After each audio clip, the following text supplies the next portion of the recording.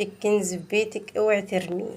قشر الليمون جمعيه وحطيه في كيس في الفريزر، ولما تجمعي شويه حطيهم هنا كده،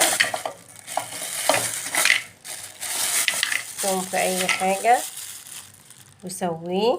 حطي عليه شويه ميه كده ونولع عليه لما يغلي يستوي خالص. وبعد ما يستوي خالص هقولك هنعمل فيه ايه بالظبط.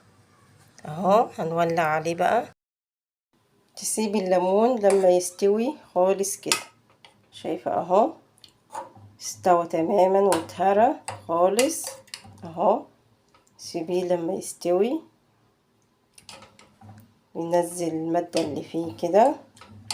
طيب انا عشان احفظه هحط عليه معلقة كبيرة من ملح الليمون، معلقة كبيرة كده ملح ليمون، واحطها عليه.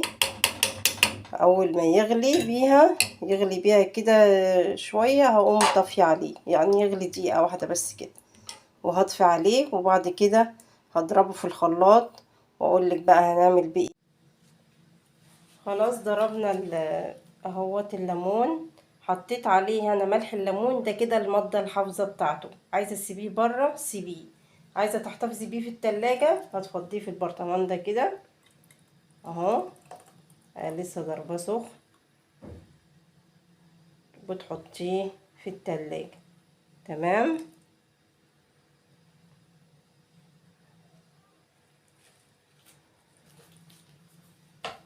ده كده الليمون ده هنعمل منه منظفات كتير خالص. شايفة شكل الليمون عامل ازاي اهو. هنعمل منه حاجات كتير دلوقتي. طيب انا دلوقتي بغسل المواعين وبحط صابون في العلبة دي وبغسلها. طيب انا دلوقتي المواعين مهما تشطفي فيها ما بتطلعش منها الصابون خالص. علشان اشيل منها الصابون هعمل ايه؟ الخل هو اللي هيشيل الصابون، لان انت مهما بتشطفي الصابون مش بيطلع من المواعين. فانا هحط معلقه ليمون من اللي احنا عملناه ده، جميل جدا وحلو خالص. لو انت غسلتي عملتي اي حاجه فيها زفاره بتاع ده بيشيل الريحه خالص، وريحه المواعين بتاعتك بتبقى جامده.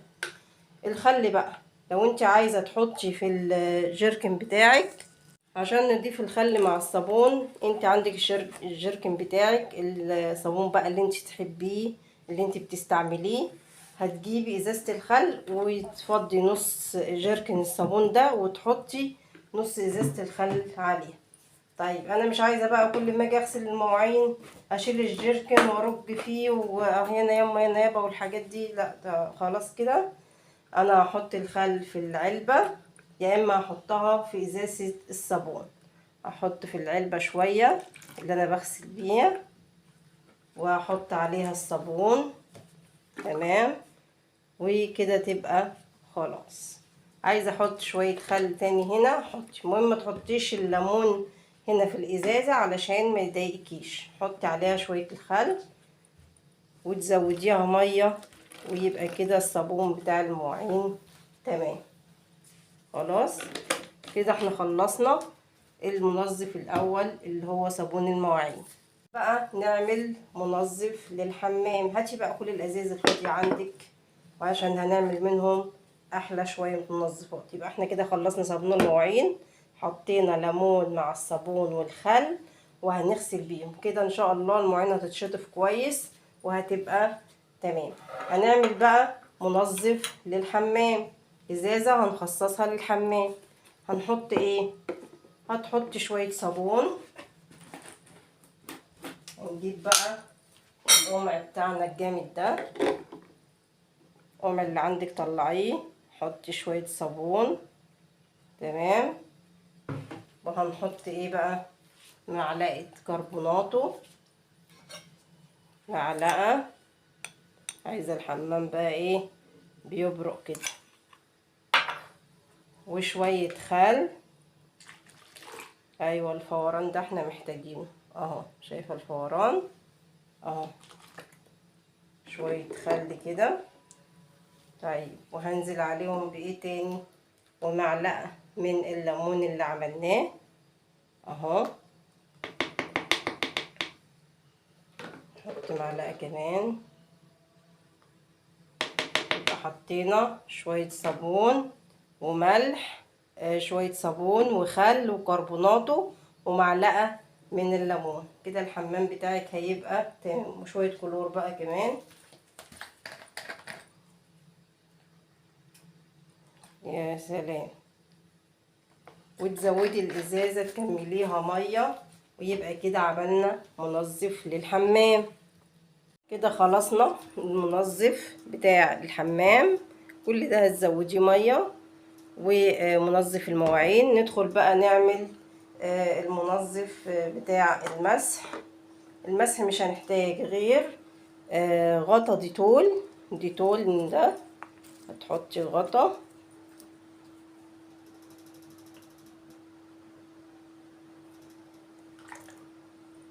غطيين. انت بقى ايه كده كده جردة المسح بتاعك، هتحطي فيه شوية من ده. هو هيبقى مليان مية، فانت هتحطي فيه شوية من ده. ده هيبقى خام. وهنحط معطر. ده معطر بريحة الورد. انت عايزة اي معطر تحبيه حطيه. حط شوية كده، شوية معطر. وهنحط بقى ملح عشان الطاقة السلبية. هنحط الملح اهو، اي ملح بقى، مش لازم ملح غالي، اي ملح حطيه. بس حطينا الملح دوت علشان الطاقة السلبية اللي موجودة في البيت. والديتول والمعطر، تأكدي ان الديتول هو اللي ريحته بتثبت وبتفضل، انما المعطر ده بيروح على طول فمالوش اي لازمة يعني. ده كده محتاجينه لمنظف المسح بس. تمام. هنعمل بقى منظف لأي دهون عندك. عايزة تغسلي شفاط في دهون، البوتاجاز بتاعك الحوامل بتاعته مليانة دهون. نعمل سيراميك المطبخ والحمام بقى داخلين على العيد. هنعمل بقى منظف للكلام ده كله اهو.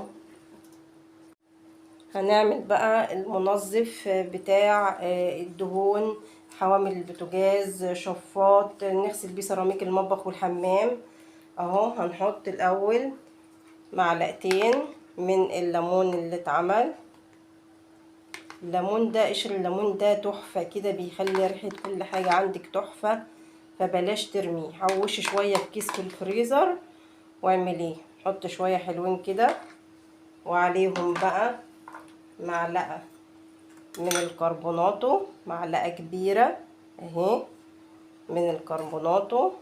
نحط شوية كمان. وهنحط معلقة من ملح الليمون. تمام اهي، معلقة من ملح الليمون، معلقة كبيرة كده. يبقى حطينا الليمون اللي عملناه وملح ليمون وكربوناتو وخل،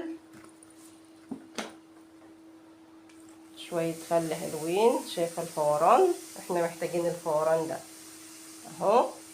هينضف بقى اي دهون عندك. اغسلي بقى سيراميك المطبخ والحمام الجدعاني كده قبل العيد. ظبطي نفسك وظبطي امورك. وننزل عليهم بقى بشوية صابون. ده منظف تحفة لأي دهون عندك، بيشيلها تماما. خلاص، يبقى احنا كده بقى عملنا ايه؟ نحط بقى، نزود مية على الحاجات اللي عملناها دي كلها، على منظف الصابون شوية مية اهو. والعلبة اللي احنا حطينا فيها الليمون وصابون المواعين والخل، وعلى منظف المسح. الحاجات دي كلها خام. انتي هتمسكي الازازة ترجيها قبل ما تستعمليها. منظف الحمام اهو. زودنا على كل الازايز ميه. هتمسكي بقى ترجيها كده. دي فيها شوية خل مع صابون المواعين. تمام. دي المنظف اللي عملناه للمسح. هترجيه هو كمان كده، وتحطي فيه شوية في الجردل المسح بتاعك.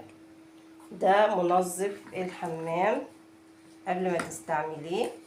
هتخلي الازازة دي في الحمام على طول، وهترجيها كده وتستعمليها. ادي الليمون اللي احنا عملناه وعملنا منه منظفات دي كلها. وده المنظف اللي احنا عملناه يشيل اي دهون. هي الازازة عاملة فوران كده عشان الكربونات اللي احنا حطيناه والخل اهو، يشيل اي دهون عندك، هيبقى جميل خالص. كده نكون عملنا احلى منظفات في البيت من قشر الليمون. يا رب يكون الفيديو عجبكم وتكونوا استفدتوا حاجة، والسلام عليكم ورحمة الله وبركاته. معاكم الشيف زهرة من مطبخ زهراء. متنسوش تعملوا لي لايك واشتراك في القناة وفعلوا الجرس عشان يوصلكم كل جديد.